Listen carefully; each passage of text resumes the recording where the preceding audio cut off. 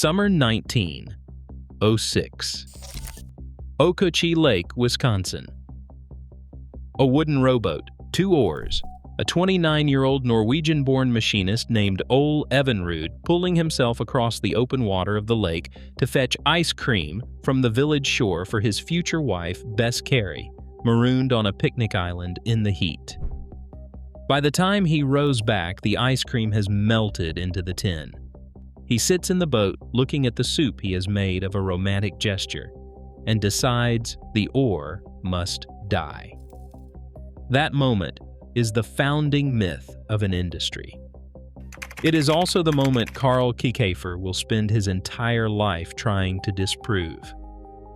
The rivalry that begins on this lake in 1906 and ends in 2020, the war between Evinrude and Mercury, does not merely shape American boating. It builds the entire commercial template by which Americans come to relate to outboard motors, to small craft, to the water itself. Before this moment, every small boat in the world is moved by muscle, sail, or paddle wheel. The screw propeller exists on ships. Internal combustion exists on land. But the marriage of the two for the small boat has not yet held.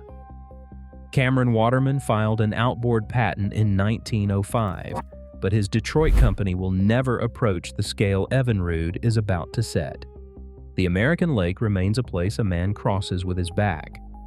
What no one yet understands is that the water imposes a tax in muscle, and the man who removes that tax will not just sell engines, he will create a category that has not existed. He will define a relationship between American families and their lakes that has never been possible. And whoever controls that category will control something larger than horsepower. He will control how a continent of water is used. This is the world Carl Kiekhaefer is born into on June 4, 1906 in Mequon, Wisconsin, not far from the lake where Ole Evinrude is at that moment rowing his way toward an idea.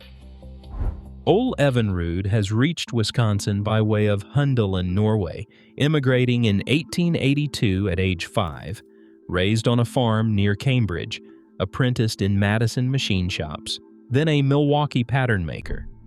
In 1907, he founds Evinrude Motors in Milwaukee. By 1909, he has built a 1-cylinder, 1.5 horsepower engine weighing 62 pounds, mounted on a transom. Bess writes the advertising. Don't row, throw the oars away. In the first year of sales, Evinrude moves 9,142 units.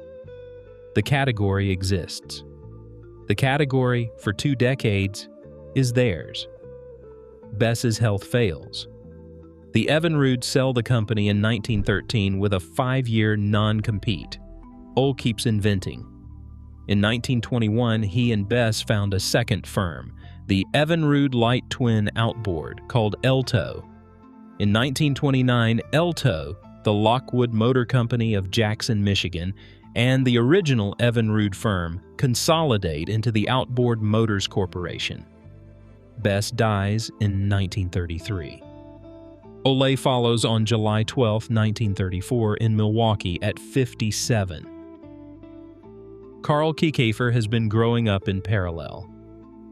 Wisconsin farm boy, fluent in gas engines by adolescence.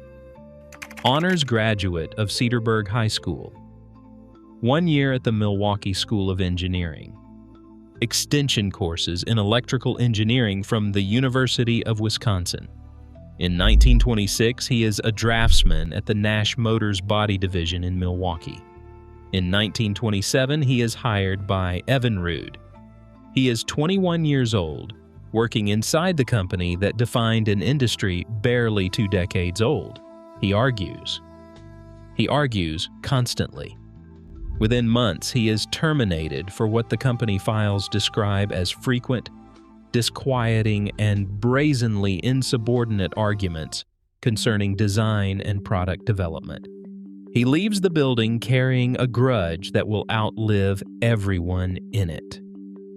Watching Evinrude's engineering from the inside, Kiekhaefer concludes that the outboard is being designed for the wrong customer. The Evinrude philosophy is utility, the family on the lake. Kiekhaefer believes the market is actually a contest. The man who builds the strongest, fastest, most punishing motor wins it all. He files this conviction away and takes a drafting job at Stearns Magnetic, a Milwaukee electrical products firm, where he stays for the next decade. In 1938, he hears that the Cedarburg Manufacturing Company in his hometown is going under. He drives out to look at the building. He is 32 years old. He buys the plant intending to manufacture magnetic separators for the Wisconsin dairy industry. Inside the building, he finds 300 crated outboard motors built under contract for Montgomery Ward under the Sea King brand, all rejected for poor running. He plans to sell them for scrap to fund the dairy business. One day, he revises the carburetor on a single Sea King. It runs. He removes the crude cast crankshaft and installs a forged one taken from a small Elgin engine. The motor runs cleanly. Within weeks, he has rebuilt 6 engines, sent them to Montgomery Ward for inspection, and persuaded Ward to reinstate a canceled order for 500 outboards. In the first 90 days, he sells 884 units. The dairy separator plan is dead. The outboard plan has just begun. In January 1940, Kiekhaefer drives east to the New York Motorboat Show at Grand Central Palace in a Plymouth business coupe with his father Arnold and a sales manager named Merlin Culver. The back seat and the trunk packed with new motors, 2 3-horsepower singles, 1 6-horsepower twin. He names them Mercury, after the Roman god of speed and the messenger of the gods. He leaves the show with 16,000 orders. Then Pearl Harbor. The Kiekhaefer Corporation shifts to wartime production. 2-man air-cooled chainsaws for the U.S. military, target drone engines, parts contracts, the outboard line halts, the expansion plans freeze. The war ends. Kiekhaefer returns to the water, and the speed years begin to accumulate. In 1949, he releases the Thunderbolt, a 4-cylinder, 40-cubic-inch engine rated at 25 horsepower and almost certainly producing 40. He is conservative on the spec sheet for one reason: no competitor's 25 can touch his. He releases the Mercury Lightning at 20 cubic inches, 10 horsepower on the nameplate, 16 on the dynamometer. The Mark 20. The Mark 25. In 1954, the Mark 40, the first production outboard at 1 horsepower per cubic inch. Every release is a deliberate inversion of the Evinrude product philosophy. Evinrude sells utility. Mercury sells advantage. Evinrude advertises reliability for the family lake trip. Mercury advertises horsepower the family next door cannot match. The two companies are no longer competing in the same business. Kiekhaefer has redefined what the business is. By 1949, the Mercury Thunderbolt is outrunning Evinrude's 50-horsepower motors at the dock.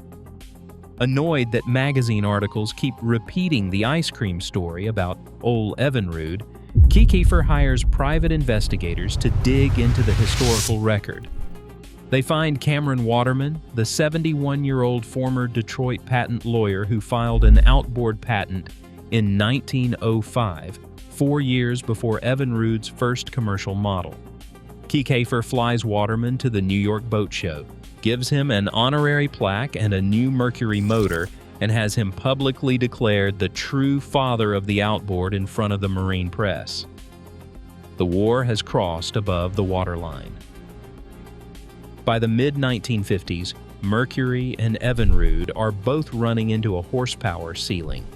Both are stuck under 100. The four-cylinder configuration is exhausting its potential.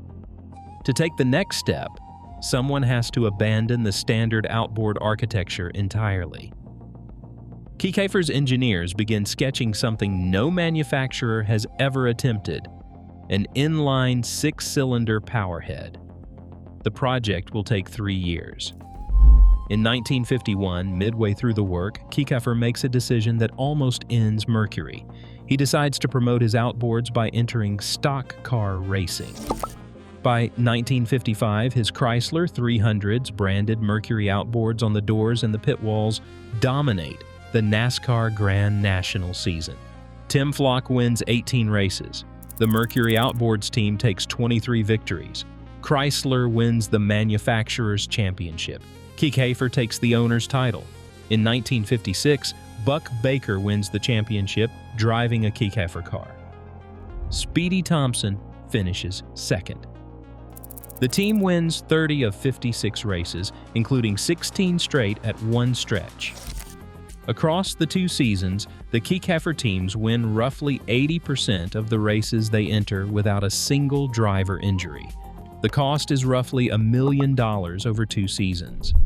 In retrospect, the money should have been going into outboard research. The team also breeds resentment. Race fans turn against him for winning too much. Bill France, the head of NASCAR, modifies the rules in ways Kiekhaefer believes are aimed at his cars. At the end of 1956, Kiekhaefer withdraws from stock car racing entirely. He has won 80% of his races. He has not lost a driver.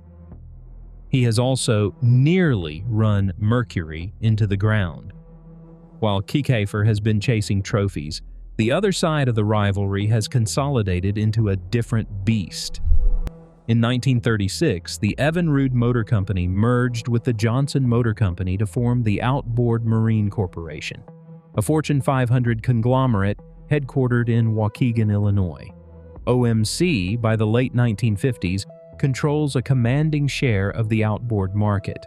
It also, fatally, runs Evinrude and Johnson as separate brands competing internally. Separate dealers, separate factories, separate marketing. 2 virtually identical products built by employees who hate each other more than they hate Mercury. Kiekhaefer returns to Fond du Lac in 1957 with no drivers' championships left to win and a renewed focus on the one war that matters. He commits everything to engineering. He buys, secretly, roughly 1,400 acres of undeveloped Florida lakeshore. He calls it Lake X, refuses to disclose its location, and turns it into the most rigorous outboard testing site on Earth. The man is not comfortable to work for.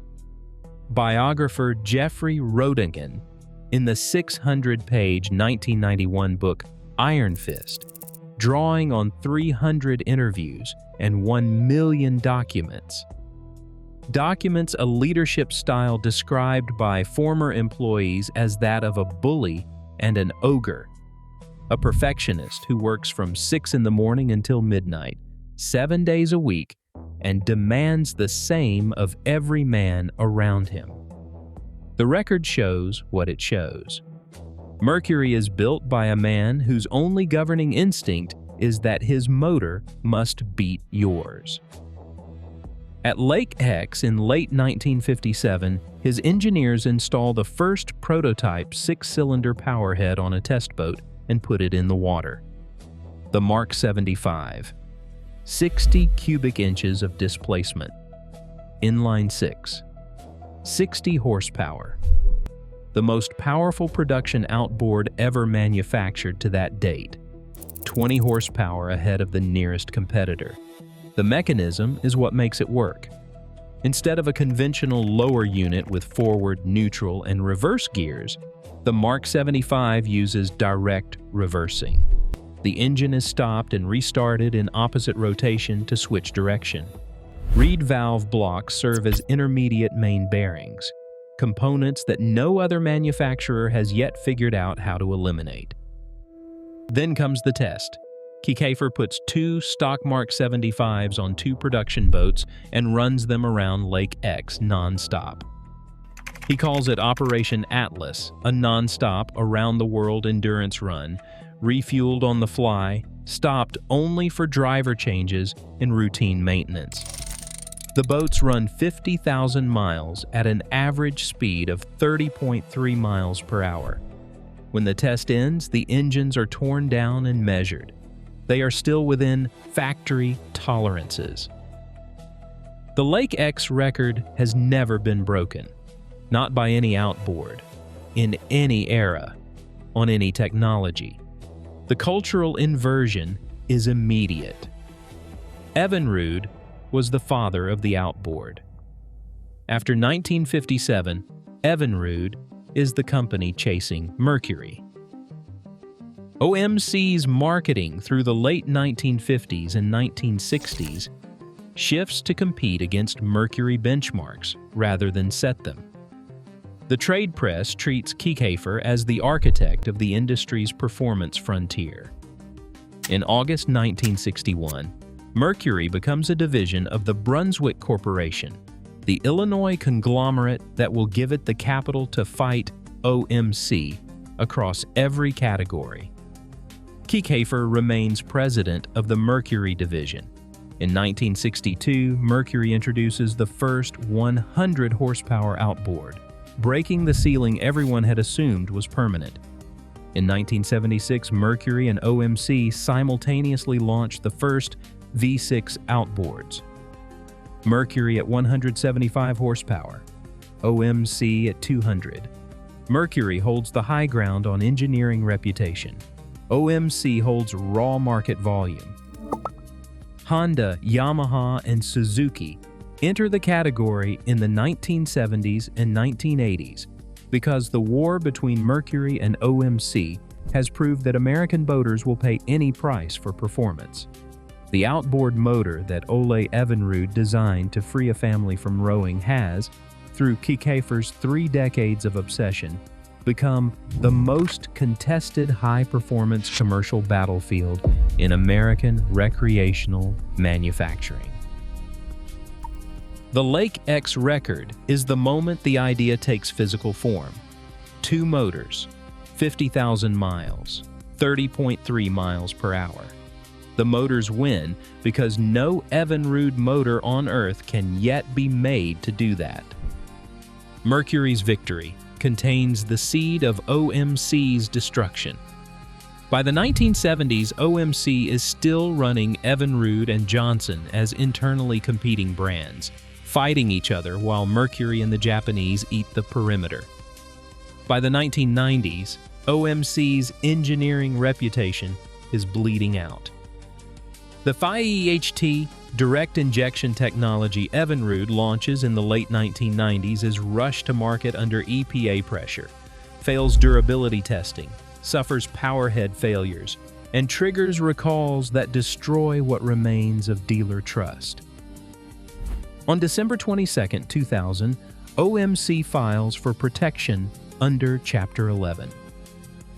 The largest outboard manufacturer in the world, the company Ole Evinrude built and that absorbed Johnson in 1936, lays off 7,000 employees 3 days before Christmas. Carl Kiekhaefer has already resigned the Mercury presidency in 1969. The Brunswick relationship was contentious, as the man himself was contentious. He founds Kiekhaefer Aero Marine in 1970, building K-planes trim tabs, zero-effort controls, and racing engines. He dies on October 5, 1983, in Fond du Lac, Wisconsin, at age 77. His son Fred runs Aero Marine until 1990, when Brunswick acquires it, bringing every Kiekhaefer innovation back under one corporate roof. In February 2001, Bombardier Recreational Products of Quebec buys the Evinrude and Johnson brands out of the bankruptcy of OMC. Bombardier re-engineers the FIEHT system into Evinrude E-Tech direct injection. Production of Johnson outboards ends around 2004. Production of Evinrude continues at the Sturtevant, Wisconsin facility for another 19 years. On May 27, 2020, BRP announces the permanent discontinuation of Evinrude E-Tech and E-Tech G2 outboard production. The press release blames COVID-19 for forcing the company's hand. The same release announces an agreement to source future outboards from the company that won the war, Mercury Marine. Mercury Marine is headquartered in Fond du Lac, Wisconsin. As of 2023, the global headquarters employs more than 4,200 people. More than 3 million square feet of manufacturing and engineering sit on the Fond du Lac campus, a $5.4 billion annual economic impact on the surrounding community. A new 512,000 square foot distribution center in Brownsburg, Indiana, opened in 2022. As of the third quarter of 2025, Mercury holds 49.4% of the United States outboard engine retail market. In Europe, Mercury holds 55% share across early season boat shows and close to 70% of outboards above 150 horsepower. The company Ole Evinrude built no longer makes motors. The company Carl Kiekhaefer built sells almost half of every outboard in the country that invented the category. Kiekhaefer's idea was simple. It was not a vision. It was not a slogan. It was a refusal to accept that an outboard motor was a utility item. He believed it was a contest. He believed that whoever built the engine no one else could match would own the water, and that everything else, including the founding myths of the industry, would reorganize itself around that fact. He was right. The lake on which Ole Evinrude rode for ice cream in 1906 became, by 1957, a test bed and a battlefield, and by 2020, a settled question.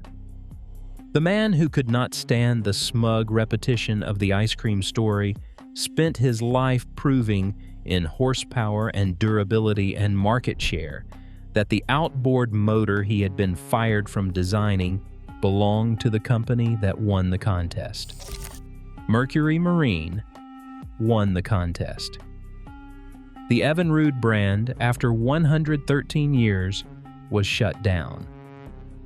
The Rivalry defined American boating because Kiekhaefer's philosophy of the water as a battlefield is now the philosophy of every outboard manufacturer on Earth, including the Japanese builders who entered the category specifically because the war between a Wisconsin company and an Illinois conglomerate proved it was worth entering. The war between Evinrude and Mercury was not a competition between two engine makers. It was the argument that built the industry. And the argument ended in 2020 in favor of the man who was fired from Evinrude in 1927 for being right. Every company has a story like this. Subscribe if you would like the next one to find you.